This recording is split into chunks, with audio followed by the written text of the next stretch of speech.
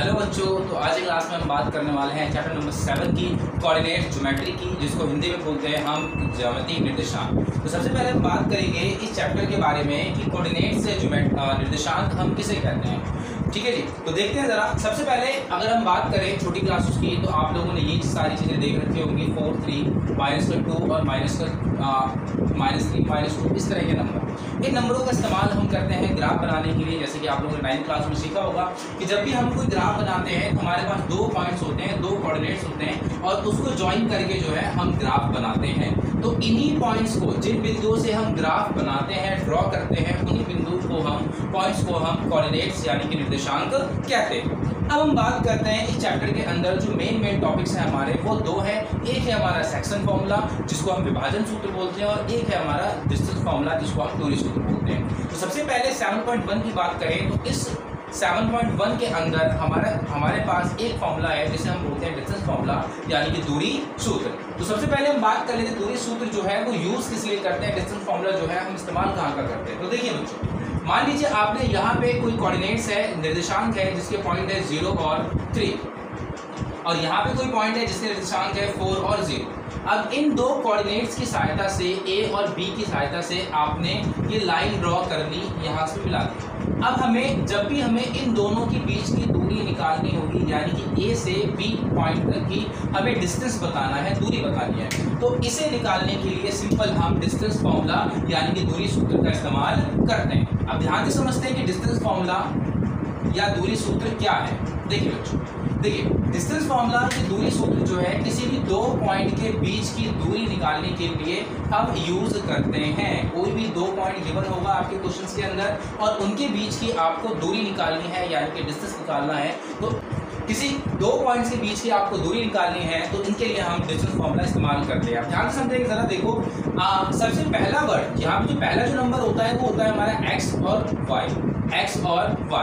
अब यहाँ पे x और y के हमारे कोऑर्डिनेट्स आ गए। अब यहाँ पे हमें कंफ्यूजन ना हो, इसलिए हम करते हैं क्या है, जो पहले वाला नंबर होता है उसको बोलते हैं x1, y1, x2 और y2। ठीक है बच्चों, पहले वाले डिजिट को हम x1, y1 मानते हैं और दूसरे वाले को x2 और y2 मानते हैं। अब बात करते हैं डायरेक्ट डिस्टेंस फॉर्मूला की। तो डिस्टेंस फॉर्मूला हम यूज करेंगे इस तरीके से, अंडर रूट के अंदर।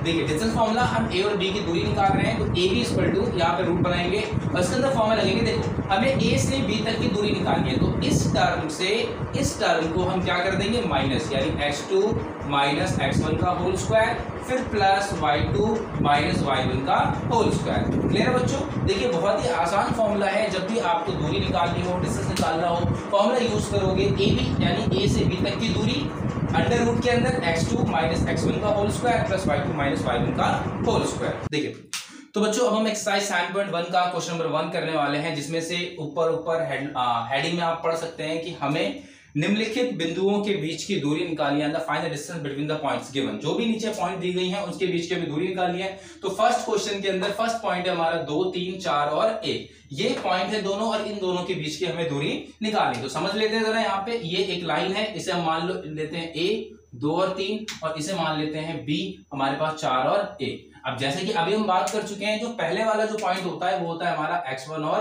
y1, और सेकंड वाला होता है x2 और y2। अब हमें इन दोनों के बीच की दूरियां निकालनी है, डिस्टेंस निकालना है। तो सिंपल आप करोगे क्या, बाय डिस्टेंस फॉर्मूला, यानी डिस्टेंस फॉर्मूले का हम यूज करेंगे डिस्टेंस फॉर्मूला।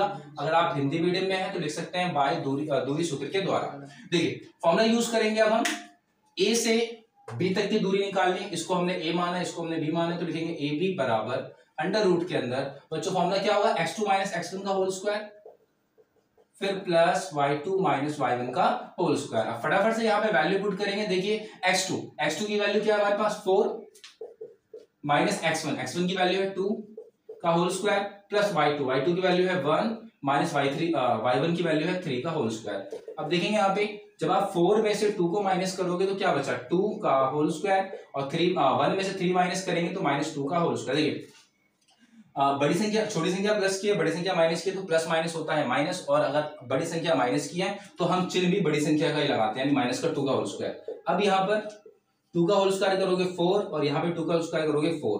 4 और 4 कितने होते हैं, 8, और 8 का आप अंडर रूट सॉल्व करेंगे तो ये आ गया 2√2। सिंपल। तो ये दूरी आ चुकी है। बाकी सेकंड पॉइंट और थर्ड पॉइंट के डिस्टेंस निकाल करके आप नीचे कमेंट कीजिए कि क्या आंसर आया आप लोगों का।